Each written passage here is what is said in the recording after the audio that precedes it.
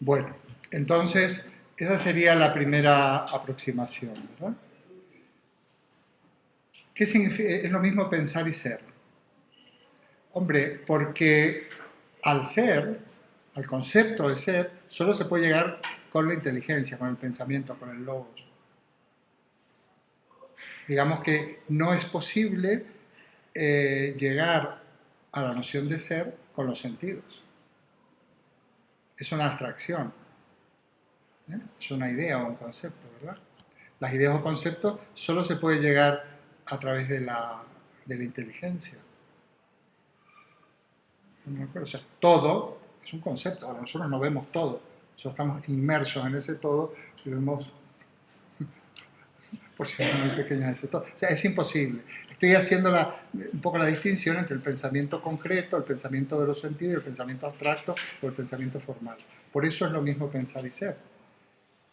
Porque se puede llegar al ser solo a través del pensar, solo a través de la inteligencia, que es lo que estamos intentando aproximarnos ahora, pero por otra parte, y de paso la pregunta de Rocío, la única realidad de ese concepto, ese gran concepto, el concepto más universal de todo, que es el de ser pensado. O sea que hay una correspondencia entre ser y... porque ser es lo pensado, y al ser solo se puede llegar a través del pensamiento.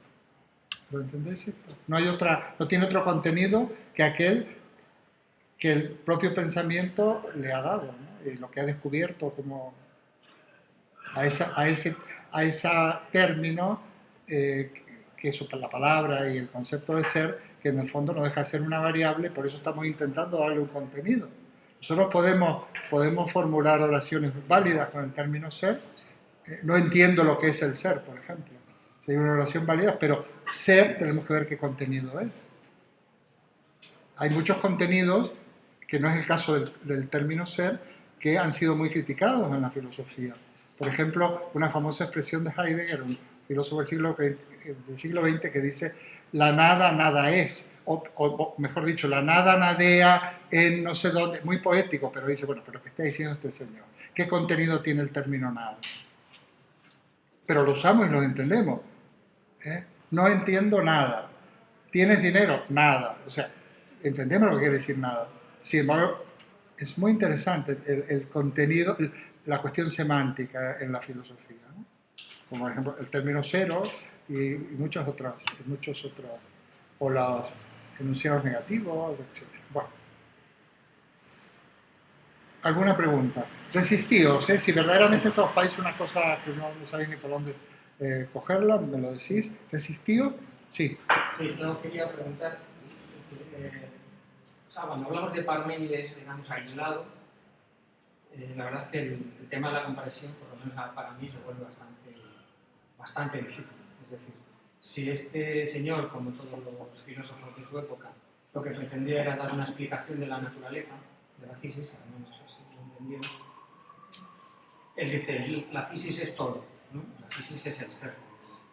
Entonces, si además al ser lo califica y dice que es eterno, que es inmutable, está negando el movimiento, está negando el cambio, está negando la naturaleza. Es decir, que para explicar la naturaleza llega un momento en que la niega. Entonces, digamos, yo veo lo que es Parménides aislado, a mí me resulta de bastante difícil comprensión. Luego, ya relacionándolo, viendo un poco cómo evoluciona, ya con Platón y tal, ya la cosa se hace más entendible. Bueno, te voy a decir una cosa, tienes razón, pero pasa una cosa, tú has dicho una cosa que es correcta lo que dices, porque en el fondo tú lees un libro, te explica una teoría, yo mismo estoy explicando Parménides, y dice, bueno, este señor, si quiere explicar la física, ¿por qué va a explicarla con un término que luego la niega? Pero el problema es el siguiente, que a uno le interesa, no se plantea explicar la física, lo que se plantea es que quiere poner claro la noción de ser. Que nosotros luego interpretamos que esa es la respuesta de Parménides a la física. Por otra parte, perdona, ¿tú no? Julio. Por otra parte, Julio, son 2 paginitas de un escrito que seguramente sería muy largo. Con lo cual, no sabemos muy bien por qué, a cuento de qué viene esto. Lo que está claro es que lo que a Parménides le interesa es formular estos primeros principios lógicos que él, por los motivos que sea, habrá llegado a ellos, que sean necesarios. Por ejemplo, el principio de identidad. En el fondo lo que está haciendo Parménides es dando un desarrollo a los interrogantes acerca de la física de la época que las circunstancias lo piden, porque será necesario poder formular esos carriles lógicos por los cuales va a transitar o se va a desarrollar el pensamiento científico, ¿no? Entonces formula el principio de identidad en esta especie de acertijo, porque es una especie de acertijo que no lo pone él, es porque se ha cortado el texto. Esta especie de acertijo de alguna manera nos va a obligar a distinguir entre lo que es el aspecto lógico formal y el aspecto del conocimiento de los sentidos, por ejemplo. Pero parece un acertijo, por eso ha dado tanto que hablar. Sí, da la impresión como que enuncia algo, pero que luego no lo demuestra, o al menos vamos a ver. Claro, es tremendo. Pues no, se queda en un callejón sin salida, ¿no? Lo peor no, pero por suerte tenemos, mira, ya tiene Parménides, Platón ya tiene una obra que se llama Parménides. Ya. Sí, sí. Enterita, en diálogo. Luego Aristóteles nos presenta, digamos, expone Parménides en la metafísica cuando hace una historia del pensamiento anterior. Y desde esa época hasta nuestros días, por ejemplo, hay una obra de Heidegger, Parménides. Nietzsche habla de Parménides. O sea, todo el mundo ha hablado y ha intentado interpretar esto. En el fondo, exactamente lo que Parménides quiso decir no lo vamos a saber, porque si trabajamos con criterios históricos tenemos un documento muy, muy, muy escaso. Pero a partir de ahí podemos establecer algunas interpretaciones plausibles, ¿no? Pero que ha permitido que la filosofía se desarrolle. Entonces, curiosamente, no es que niega la naturaleza, la física, en realidad es que física y materia no es lo mismo. El propio Aristóteles, que distingue entre materia segunda, que es la materia deutera, o sea, materia segunda, que es la materia de cada cosa material, la distingue de la materia prima, pero luego nos dirá Aristóteles mismo que la materia prima es no ser. Entonces, aquí hay que pasar, esto es lo que tenemos que llegar a entender un poco. ¿Pero por qué? Porque ser para Aristóteles es lo que se puede conocer a través de los sentidos. Y nosotros, y esto nos sirve para mí, materia prima no la podemos conocer a través de los sentidos. Porque cada vez que tú conoces materia, conoces ya materia de un ser material. Que hay una materia universal es producto de nuestra interpretación, de nuestra inteligencia, que suponemos esa materia universal. Pero es imposible visualizar o conocer la materia universal. Entonces, esto pasa con cualquier concepto científico de los grandes conceptos. No se puede. Entonces, si nosotros decimos que es lo mismo pensar y ser, o sea, que es lo mismo ser que ser conocido, Aristóteles dice que la materia prima no es incognoscible. Ya veremos cómo lo explica. Yo voy a dar más instrumentos, ¿no?, para entender esto. Esto está diciendo, pero claro, ¿sabes de dónde viene nuestro problema? ¿Sabéis? De la equiparar el verbo ser al verbo existir. Si el problema que tenemos es el término ser como sustantivo, pero también el verbo ser. Entonces decimos, bueno, pero si Aristóteles nos dice que la materia no existe, ni Parménides tampoco, dice que no es. Y no es, en Platón sería, no es, entre paréntesis, objeto de ciencia. ¿Por qué? Porque no podemos. La materia no puede ser nunca objeto de ciencia puesto que no hay una percepción de la materia como tal. No hay un punto de partida para convertirse en un objeto observable, en fin. No se me explico. Incluso ser humano, hombre, pues es una abstracción. Nosotros no conocemos al ser humano, conocemos seres humanos. Fulanito, menganito, tal, pero al ser humano. Y eso siempre, todas las nociones universales con las que nosotros vamos a trabajar, algunas nociones que se dan en el plano puramente abstracto, puramente lógico, las hemos construido nosotros. Que es la manera que tenemos bueno, de intentar profundizar un poco en lo que nos rodea, pero partiendo de la base que aquí hay un problema casi óptico, ¿no? Es como decir, bueno, el horizonte nos permite ver todo, pero el horizonte no existe. Y el horizonte no es ni más ni menos que la proyección de nuestro ojo, de nuestro aparato óptico propio de nuestra especie, que nos hace ver así, con una arriba, con una abajo, que hay una raya, una horizontal, como su nombre indica. Pero el horizonte lo proyectamos nosotros. Lo mismo va a pasar en los conceptos abstractos. Nosotros proyectamos el concepto de todo, porque eso nos permite, en todo caso, entender que hay partes. Y si hay partes, suponemos que si unimos todas esas partes hay un todo. Pero el concepto de todo no deja de ser una proyección de nuestra inteligencia. Es que es tremendo porque llega un momento que nosotros no podemos hacer un pensamiento autorreflexivo. Autorreflexivo sí, pero digamos, es como un metalenguaje de un metalenguaje. O sea, es imposible. Es como si yo pretendiera ver esta escena yo estando fuera. Y la escena que yo veo y que yo estoy viviendo no es la misma que la tuya, pero tú me estás viendo a mí desde esa perspectiva. Vamos a ir aclarando. Yo creo, no olvidéis que cuando tengáis que examinaros de estas cosas, ya habremos visto una serie de autores y es muy interesante cuando tú vas avanzando y dices, ahora entiendo lo que quería decir este señor. Claro, si yo me detengo excesivamente, pues tengo que explicar a todos. Es como cuando yo digo leéis y si algo no entendéis, seguís adelante porque luego poco a poco lo vais a ir entendiendo. Entonces vamos a seguir un poquito adelante, sabiendo que estamos en una cuestión que podéis llegar, pero la única dificultad que existe no es ni un problema de formación, ni que hay que haber estudiado mucha filosofía, ni un problema de falta de inteligencia. No, es un problema de que estamos intentando hacer que vosotros mismos creéis esa categoría intelectual que necesitáis. Como si lo mismo pasa que si tuviéramos que estudiar matemática, o que si tuviéramos que estudiar química, o que si tuviéramos que estudiar música. Imaginaos, música, por ejemplo. Bueno, se nos tiene que dar, tenemos que abrir una zona de nuestra... La tenemos, pero eso duele. A veces hay que entrenarse un poco, ¿no? Y la universidad es eso, es despertar y poner a punto capacidades que tenemos. Con algunas personas que estamos más o menos por experiencia preparados en entrenar en que estas capacidades se vayan poniendo a punto, en el mejor de los casos, que es lo máximo que podemos ayudar en el proceso de enseñanza. Bueno, vamos a ir a una interpretación que es muy moderna, pero probablemente os ayude. A mí me ayuda, porque yo siempre digo, bueno, nos tenemos que llevar algo a casa, ¿no?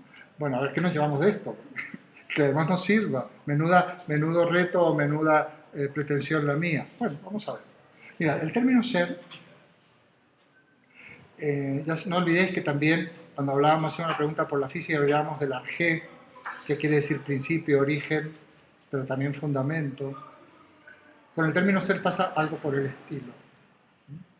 El ser, aparte de ser, es también sentido. O sea, la pregunta por el ser es la pregunta por el sentido. Bueno. La pregunta por el ser es la pregunta fundamental de la filosofía. Vamos ahora a merodear el término desde otra perspectiva. Pero ¿por qué es la pregunta fundamental de la filosofía? Porque es la pregunta fundamental del ser humano. Porque es la pregunta fundamental nuestra, de cada uno de nosotros. Bueno, pero es que, perdona, pero yo nunca me he hecho... yo me considero una persona relativamente profunda, no demasiado superficial, y nunca me he preguntado por esto. Pues tienes razón, pero vamos a intentar ilustrar esta situación. Yo he dicho, creo que lo he dicho al principio, lo desarrollé más en la clase siguiente, porque es de acceso y estoy más relajado, digamos, de programa, que nosotros tenemos que resolver. Nosotros somos unos seres, unos primates, que tenemos que completar nuestra propia existencia. Aquí el tema de existencia hago alusión al término contemporáneo, que sobre todo le ha dado sentido al existencialismo. Existencia significa nuestra vida, con todas sus circunstancias, con todos los aspectos. La existencia, y ahí es exclusivamente humana, existencia humana, casi una redundancia. Entonces, yo tengo que resolver la cuestión de mi existencia. O sea, yo quiero ser feliz, yo quiero realmente vivir lo más profundamente posible, lo más despierto posible, sintiendo lo más posible, conociendo lo más posible. Bueno, para eso realmente tengo que ver qué camino seguir, tengo que proyectar, tengo que evaluar, a veces tengo que abandonar derroteros que he seguido. Pues precisamente el ser es lo que da sentido. Desde el punto de vista antropológico, cuando hablo de ser, hablo de sentido. La búsqueda, la pregunta por el ser es la pregunta por el sentido. Al punto de que podríamos decir que el interrogante filosófico fundamental es la pregunta por el sentido de nuestra propia existencia. No de la existencia del ser humano, no, la mía. La que no me preocupa es la mía, luego vendrá la de los otros, y luego si queréis del conjunto, pero la mía. Esa existencia que a veces nos sentimos perdidos y no tiene ningún sentido. ¿Quién de nosotros nos ha dicho alguna vez qué sentido tiene todo esto? O otra cosa, esto no tiene sentido. O otras veces decir, oye, qué bonita que es la vida, qué bien, cómo encajan las cosas, qué feliz. Claro, porque la pregunta por la pérdida del sentido y el protestar por esta pérdida del sentido normalmente viene en relación a unas experiencias, unas situaciones que yo le llamo situaciones límite. Todas las hemos tenido. Una enfermedad, la muerte de un ser querido, la muerte absurda de una persona muy joven, que haya tanta pobreza, en fin. Hay cosas que realmente nos quitan el sentido o nos hacen sentir casi es una pregunta de rebelión, decir, pero ¿qué sentido tiene todo esto? O esto no tiene ningún sentido, a la porra esto no lleva a ninguna parte. Precisamente el interrogante filosófico fundamental surge en esas situaciones límite, o bien negativas, esas que acabo de mencionar, una desgracia o una enfermedad, o positivas. Éxito en unos objetivos, yo me he trazado unos objetivos, tengo un plan y se cumple. Pues no sé, algo que ha conseguido un hijo mío, pues enamorarse, todas estas cosas que te parece que de repente todo tiene sentido. Bueno, nuestra vida va en ese vaivén entre la pérdida de sentido y el sentido. Pero la realidad, o lo constatable, es que siempre estamos tras la pista del sentido. Porque como además el sentido no existe en sí, sino que el sentido se lo damos nosotros, es como la verdad, no existe un sentido, en mi opinión. Hay gente que cree que sí. Hay gente que piensa que sí. Por ejemplo, que el sentido es Dios. Y que Dios guía mi vida y que el sentido de mi vida es el encuentro con Dios cuando me muero. Vale, perfecto. Bendito sea. El sentido realmente, precisamente como perdemos, no es algo que esté, sino que es algo que construimos. Por eso decía yo en la clase anterior, me refería a Machado y decía, caminante no hay camino, se hace camino al andar. Entonces, el caminante, el caminar es la búsqueda del sentido y el camino es el sentido. Entonces, se encuentra el sentido buscando el sentido. ¿Qué sentido? Hay al menos un sentido que tiene el ser humano, que somos buscadores de sentido. Bueno, pero tú no sales de... No, a ver. Estamos casi, no sé, como abocados, impelidos, impulsados a encontrar sentido. Por lo tanto, somos buscadores de sentido. Sentidos que vamos encontrando y que se nos va, a veces se nos pierde, nos volvemos a despistar y volvemos a encontrar este sentido u otro. Somos buscadores de sentido. Y el sentido de nuestra vida es justamente todo aquello a lo que hemos llegado en el momento de nuestra muerte. Diría, por ejemplo, Sartre. Es lo mismo pensar y ser. Si pensar es buscar el sentido y ser es el sentido, es lo mismo buscar el sentido que encontrar el sentido. Porque no hay otro sentido que aquel de ser buscadores de sentido. Y no estoy haciendo un juego de palabras. Es un poco circular. Es un poco circular. ¿Es un poco? Circular. Pues es simplemente arreglárnosla en una gran paradoja en donde no sabemos, en el fondo, para nada, qué somos, ¿no? Porque no está develada la cuestión, ¿no?, de si... Me está poniendo nerviosa la maquinita porque de repente me está haciendo unas cosas... Bueno, no importa. Sí, es circular. Porque ni siquiera sabemos para qué, cuál es el sentido. ¿En qué consiste ese desvelo de algo que se va a terminar? Por supuesto. Pero eso sería una interpretación antropológica. Pero, aunque no lleguemos nunca a ese punto final, yo creo que habrá merecido la pena. Pero sí, tienes razón.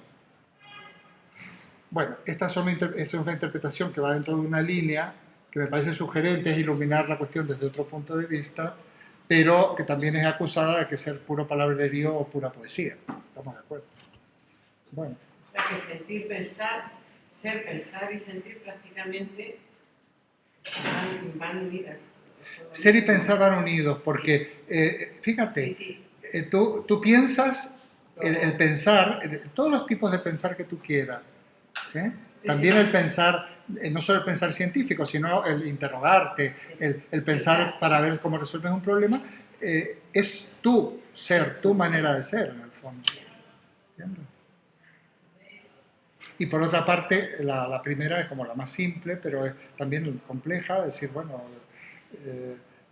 el ser es lo pensado.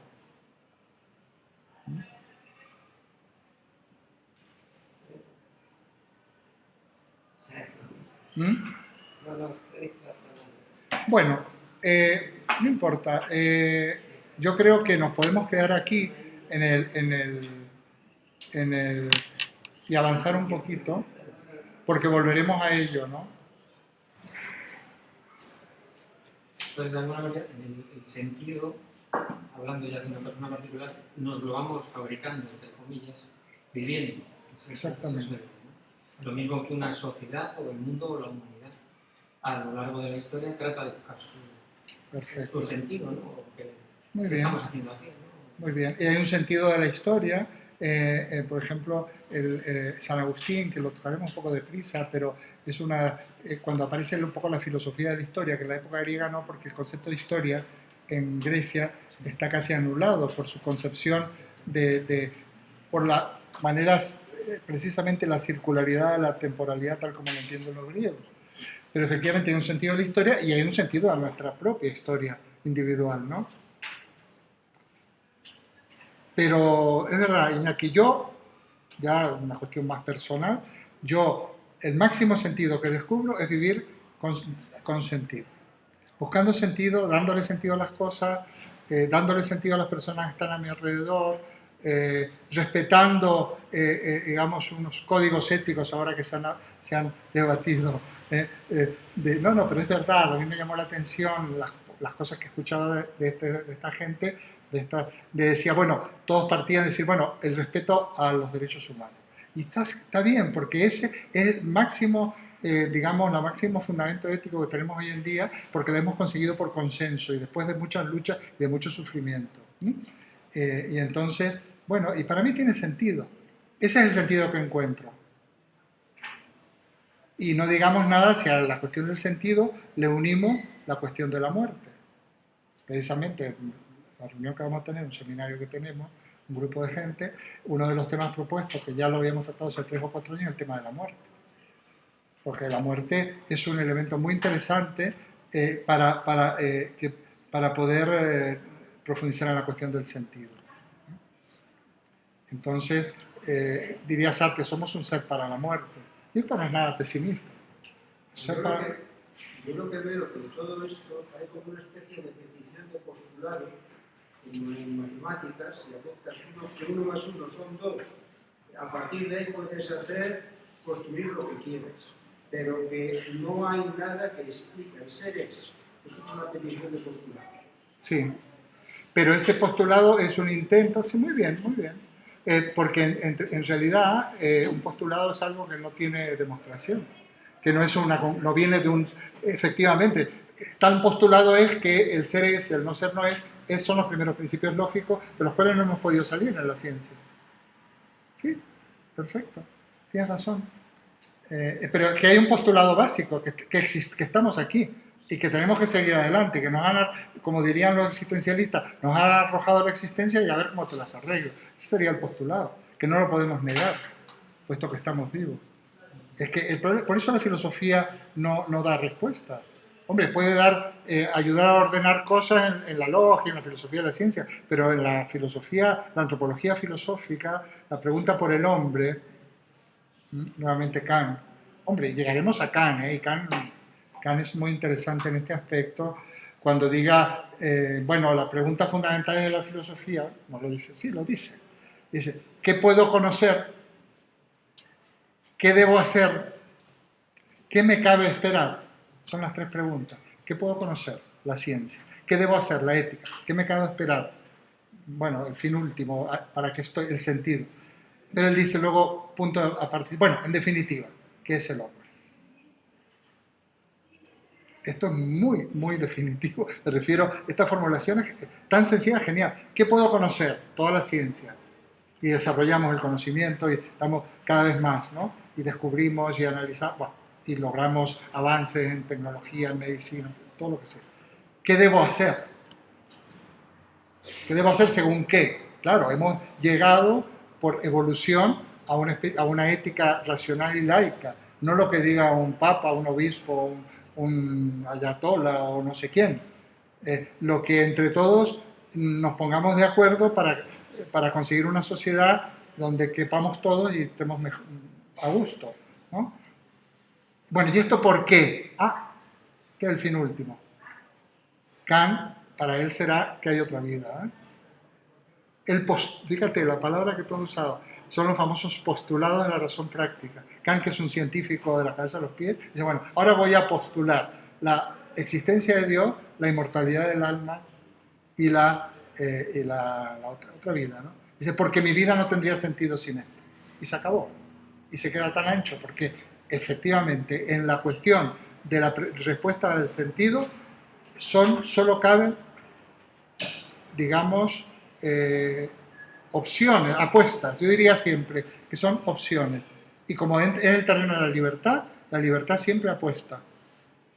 Yo puedo decir, mira, ¿sabes lo que te digo? Me da igual, pero yo me gusta creer en Dios, creo en Dios y me completa el panorama. ¿Te hace ser buena gente? ¿Te hace ser buena persona? ¿Eres respetuoso? Perfecto. Tu Dios ese cierre que hablaba Gustavo Bueno, cierre categorial, ese cierre del círculo, es estupendo. Ahora, si te hace ser una persona que juzga a los demás, o que los manda a la hoguera, o que condena no sé qué cosa desde no sé qué tipo de principio, pues tu Dios debe ser horroroso, horrible, nefasto. O si te lleva a matar a otros, o a la guerra, horrible, ¿no? Entonces, porque son opciones, o sea, son apuestas, porque como lo que nosotros buscamos realmente es la felicidad, ahí estamos apostando, ¿no? ¿Y cómo sabemos que nos equivocamos? Pues no lo sé. ¿Cómo sabes? Lo sabremos si cuando realmente esto nuestras decisiones tengan consecuencias negativas, pero por suerte, mientras vivamos, siempre podemos cambiar de rumbo. La ciencia no puede estar librada a este tipo de incertidumbre. Pero todo esto es el hombre. Bueno, vamos a entrar en otro autor. Bueno, de a poco vamos a ir hacia Platón, que, bueno, en Platón vamos a comentar nuestros primeros textos. En el libro habrá cosas, pero yo quiero también colaborar en lo que es el comentario de texto filosófico, porque no sé si tenéis algún ejercicio de esto, o optativo, me tengo que leer la guía. Creo que sí. Bueno, sí, claro. Sí. En la evaluación continua hay 4 comentarios de texto. Que para poder, entonces, voy a mirarme bien las cosas porque aparte de los textos propuestos, supongo que podréis comentar los textos que comentemos en clase. Aunque no, porque como va a venir a mí y yo lo voy a corregir, yo lo pillo directamente. Una vez que lo he pillado, lo corrijo y ahí aparece mi nombre y nadie me lo quita, entonces os corregiré. Por eso decía que si por letra, porque yo me equivoqué los otros días, yo soy de la mitad para atrás, Es que el año pasado siempre he sido, porque daba primero yo y luego la otra chica, pero al dar el martes, entonces, que tengan por apellido de la mitad para adelante y quieran que les corrige yo, pues me lo dicen y lo arreglan, no hay ningún problema. Bueno, entonces a Platón vamos a intentar empezar Platón precisamente comentando un par de textos de Platón, que son clásicos, pero creo que son muy, muy ilustrativos. Uno es el famoso mito de la caverna, que está en el libro séptimo de la República, que se puede bajar directamente, va a poner mito de la caverna en Google y lo bajáis. Y el otro es un fragmento del banquete de Platón, que es el diálogo sobre el amor, que es un fragmento que habla del nacimiento de Venus o de Afrodita en realidad. Vamos, de Eros, nacimiento de Eros, en el banquete. Y es muy interesante el personaje Eros, lo vamos a comentar. Entonces, de paso, hoy vamos a sacar lo que es la filosofía para Platón, vamos a sacar también en qué consiste lo que es real para Platón y lo que es pura digamos, reflejo o quería usar otra palabra, bueno, la distinción que hay en el mito de la caverna entre el mundo de las sombras de la caverna y el mundo de la luz cuando aquellos prisioneros salen de la caverna. Bueno, estas metáforas, Platón es un literato, Platón utiliza metáforas, se maneja con metáforas, ¿no? Entonces, pues, para llegar a una terminología estricta y rigurosa, tenemos que llegar a Aristóteles, ¿no? Entonces, tenemos dos autores muy interesantes, además, maestro y discípulo, ¿no? Platón, el maestro de Aristóteles, y veréis cómo, en el fondo, en lo esencial, están en la misma línea, aunque desarrollan de otro modo. La figura de Sócrates aparecerá, no la podemos tratar como tal porque fue un filósofo que no dejó ninguna obra escrita, con lo cual siempre conocemos por referencia de otros filósofos, por sus propios discípulos, algunos de los más importantes Platón, entonces ese será Sócrates, ¿no? Haremos alguna referencia a la mayéutica socrática, que es un poco el método, uno de los métodos de la filosofía, ¿no? La mayéutica que consiste en eso, interrogar para que sea el propio discípulo el que dé la respuesta. Señalar, interrogar. La verdad no está en ninguna parte, la verdad no la tengo yo, la tenemos cada uno de nosotros en nuestra alma, dirían los platónicos, y entonces lo que se trata de que el maestro ayude a que esa verdad salga, a que el discípulo dé a luz a la verdad. Por eso el maestro funciona como una comadrona, y por eso el método se llama mayéutica, que es la acción de la comadrona. La comadrona no da a luz al niño, sino que es la señora que va a dar a luz al niño, ella solo ayuda. Una metáfora que me parece muy interesante. Y entonces ahí aparecerá lo que es los famosos dos mundos de Platón, que ya repito que es una metáfora, lo que es el ser para Platón, lo que es la idea, lo que es el conocimiento sensible y el conocimiento intelectual, aparecerá lo que es la filosofía y qué es un filósofo. Y cómo en el fondo el filósofo somos todos, porque el filósofo es el ser humano, que está representado por Eros. Ya lo veremos, muy interesante. Si lo queréis poder traer para la próxima clase, estos dos diálogos, podemos... El mito de la caverna y... Sí. A ver, nosotros teníamos un sistema de comunicación que nos ha funcionado. Hay cosas más modernas, pero es que nosotros, este es más directo. Yo voy a abusar de Rocío, en un sentido, claro, en este sentido, que como ya he abusado en este sentido, puedo seguir abusando. Bueno, ella, como asiste por segunda vez, ella pues... yo utilizaba el eufemismo jefa de prensa. Entonces, si vosotros le dais vuestro email a Rocío, en un uso directo nuestro, por eso lo pongo, porque están los foros, entonces yo puedo mandar materiales y cosas a través de Rocío, porque no los voy a poner en el foro, porque yo en el foro no está Escudero y podría confundir, y bueno, entonces y además porque yo se lo doy y ella ya pues él se encarga. de hacer esto. Yo se lo mando a ella, que yo se lo puedo mandar hasta en un WhatsApp o lo que sea, y ella pues ya os lo coloca en ese correo colectivo que hace y ya está. Y tenéis información. ¿Parece? Entonces, yo creo que podemos mandarle para la semana que viene, Rocío, lo de la caverna y lo de... No sé si tú lo tienes, si no yo lo busco, y lo de la República y lo del... Yo lo tengo todo guardado, lo que no sé que yo lo tengo guardado, si veo que falta algo, te lo digo. De la carrera seguro que lo tengo. Bueno. Y no, y si no, yo lo que hago es escaneo ese, lo que pasa, ya veré cómo lo tengo. Yo creo que lo tengo, aparte que está en Google, pero si queremos incluso aunque lo consigáis por vuestra cuenta, para tener el mismo, yo puedo meterme en Google, ver alguno de una traducción correcta, porque si lo escaneo como foto, luego no siempre me sale bien pasarlo a texto, y si lo mando como foto, es una pesadez, ¿no? Entonces, la semana que viene, yo daré estos avisos. Y luego, depende, si el grupo es pequeño, también en ese mismo correo, ya pues, luego vemos. También se puede hacer, llegado el caso, un grupo circunstancial de WhatsApp, los que lo tengan, digo circunstancial porque luego, independientemente que algunos nos quedemos con los teléfonos, tal, porque nos interese, pues, lo abrimos y lo cerramos al final de curso. El año pasado, Alejandro, otra persona estuvo aquí, lo ponía en la nube. Yo todavía en esa nube, a ver, las nubes me ponen muy nervioso, las nubes, ¿no? Entonces, al final, no sé qué pasó con la nube, yo quedé en las nubes. Entonces, esta es como una nube más abarcable. Bueno, luego veréis, porque no tengo por qué no decirlo, aunque este año no le voy a dar un carácter menos sistemático, hay algunas grabaciones mías también. Hay algunas grabaciones mías a las cuales se puede recurrir, pero están fragmentadas. O sea, no, si os interesa la clase presencial, no digáis, bueno, como lo va a grabar, no, porque a lo mejor, por ejemplo, esta se me ha fastidiado algo y a lo mejor pongo fragmentos. Pongo fragmentos, pero también tengo de otros años. En YouTube, no hay que devanarse los sesos, ¿no? Porque me di cuenta, pensé que era una manera de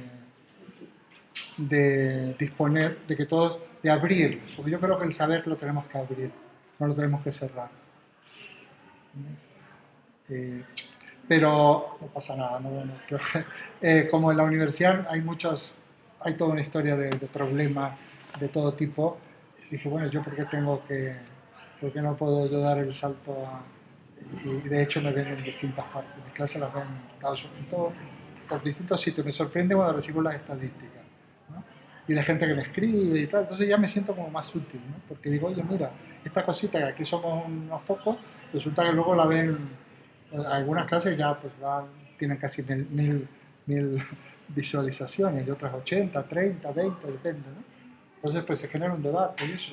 Entonces yo creo en la difusión del saber.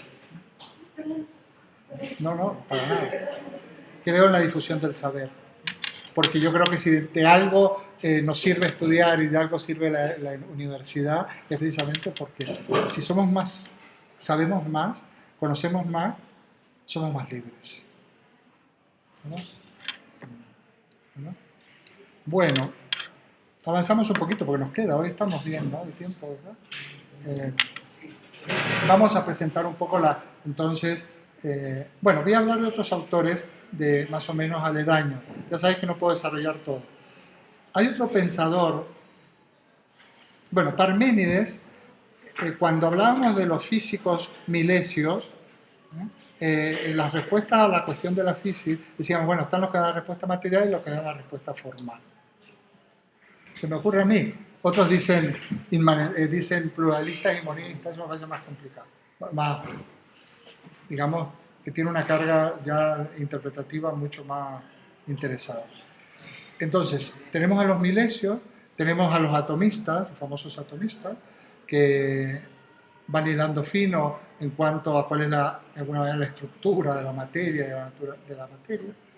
Y luego dentro de este grupo que yo pongo, los que dan una respuesta formal, tenemos a Parménides, que dice el ser, pero es que Pitágoras es casi peor, porque dice que es el número, la fisis. O sea, aquí me tienen que ayudar los matemáticos. Tenéis que pensar que cuando Parménides, de alguna manera, porque no conservamos, no es que le hayamos hecho una entrevista, vemos que para Parménides, en la física del ser, podemos decir que para Pitágoras, la física o el arjé de la física es el número, o la cantidad.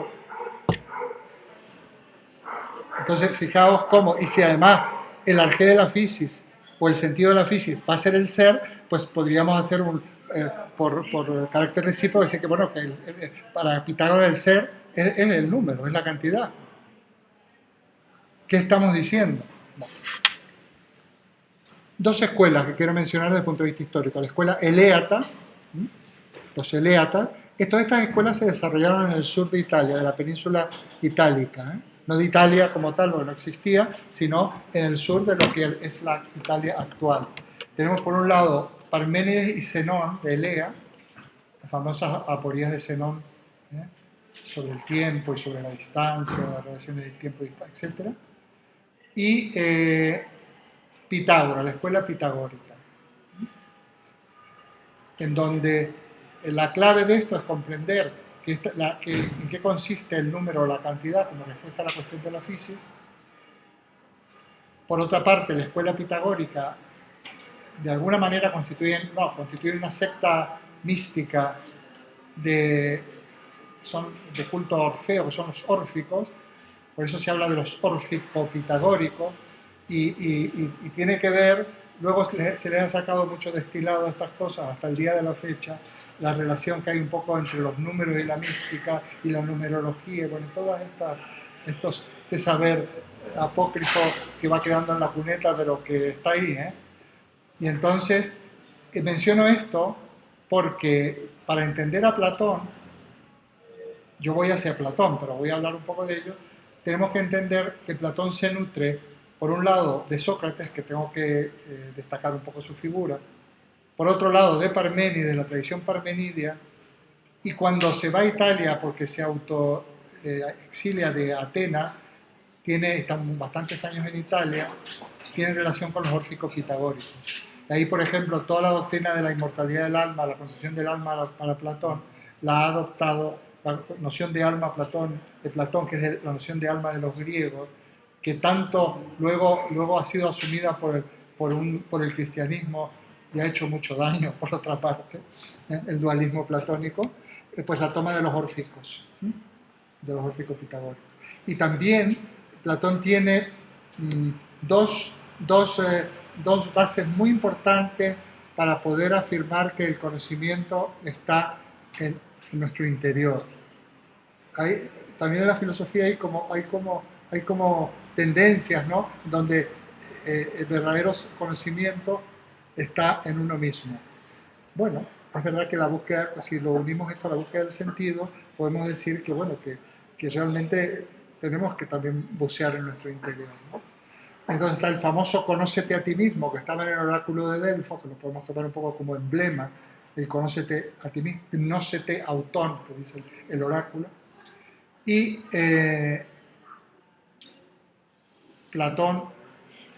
Sócrates y Parménides prestan esta base a Platón.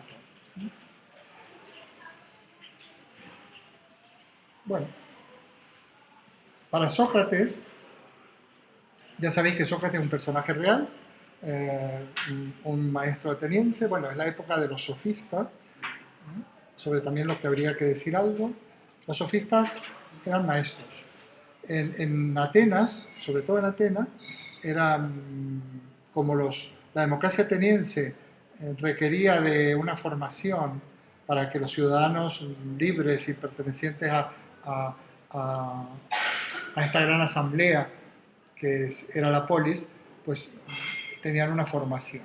Entonces había una serie de maestros que formaban a estos jóvenes. Estos son los sofistas. O sea, el formar al individuo para poder funcionar en un todo mayor que es la polis, la comunidad política. Para ellos, para un griego siempre tiene más valor el todo que la parte. La polis es más importante que el individuo. Y cuando a Sócrates se le ofrece que se exile, que se vaya, para no beber la cicuta y ejecutar la sentencia de muerte, él sabe que fuera de la polis no es nada. Y si muere dentro de la polis, es alguien. Y de hecho, hay otra vida, y cuando le dice a su discípulo, no os preocupéis, que aquí el alma es inmortal y yo no muero, sino que paso una vida mejor. Y por eso, y bebe tan... Y además, siendo consecuente con sus enseñanzas, según nos cuentan, porque si hubiera retractado no le hubiera pasado nada. Tenía la posibilidad de retractarse o de irse, ¿no? Entonces, y Sócrates es uno más de estos. Luego hay muchas leyendas, que si los sofistas cobraban, que si Sócrates no cobraba. Hay muchas leyendas, ahí no entramos porque siempre son interpretaciones interesadas de la historia, ¿no? Pero, lógicamente, la filosofía de Sócrates y de Platón en gran medida va a estar basada en la lo que hoy llamamos la antropología filosófica, la ética y la política.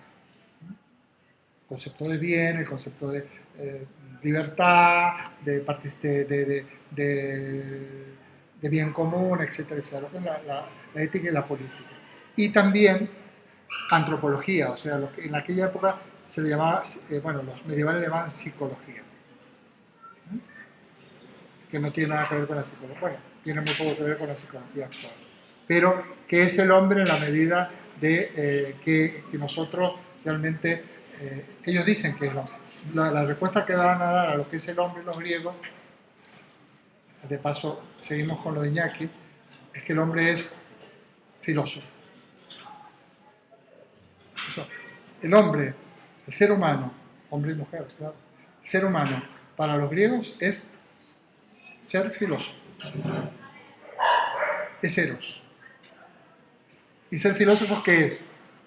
En una acepción también antigua pero también actual, interrogarse, eso es el ser humano, cuestionarnos, preguntando. Nosotros tenemos una inteligencia tremenda que nos lleva a cuestionarnos permanentemente sin respuestas definitivas. Muy bien. El concepto de número en Pitágoras, vosotros lo leéis en el libro, hablamos de cantidad, no número. A ver, cantidad, proporción, medida, no es el número, el 4 o el 5, ¿no? Es, sí, y también se está avanzando en el terreno de la física, ¿no? Y de la física, porque hemos hablado de elementos, hemos hablado de combinaciones entre elementos, hemos hablado de átomos, pero ahora hablamos de números. Y ya sabéis la importancia que tiene el número atómico, etcétera, el número, que la diferencia que hay entre un elemento y otro dentro de la tabla periódica de elementos es precisamente su número. Y una diferencia de número marca una diferencia de elemento porque determina diferentes propiedades. Y en el propio ser humano, pues es una cuestión de número. Te falta tal cromosoma o tiene este problema del otro, pues se va a producir un tipo de situación que va a marcar unas diferencias cualitativas, por lo menos en cierto, no cualitativas como ser humano, sino en cuanto a capacidades o a posibilidades. Entonces, no solo es materia, sino que también el número es realmente para él la expresión última, el arjé como base o fundamento o inicio de todo, el número. Todo se explica según su número. ¿Es difícil Pitágoras? Difícil. A ver, se pueden contar 3 cosas, las que puedan estar en el libro, pero también estamos hablando de la pérdida de su obra, estamos hablando de que ahí sí este autor une la matemática, dicen el primer matemático, bueno, ya el primer matemático era Tales. Todos estos pensadores son matemáticos y son físicos y son lógicos, pero en el caso de Pitágoras está muy unido a la cuestión mística. O sea, escuelas incluso que para poder acceder a los niveles altos tienes que pasar por un proceso de iniciático muy severo, ¿no? Y donde el lenguaje, ahí es muy importante la matemática como lenguaje de lo místico.